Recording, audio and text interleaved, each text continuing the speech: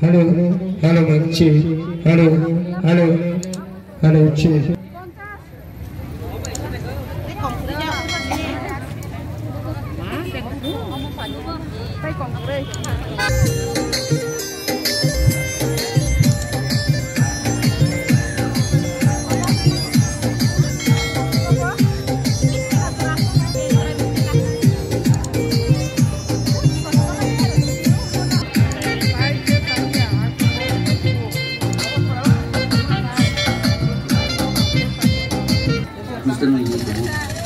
Cái lang cái tiền theo cái chân này.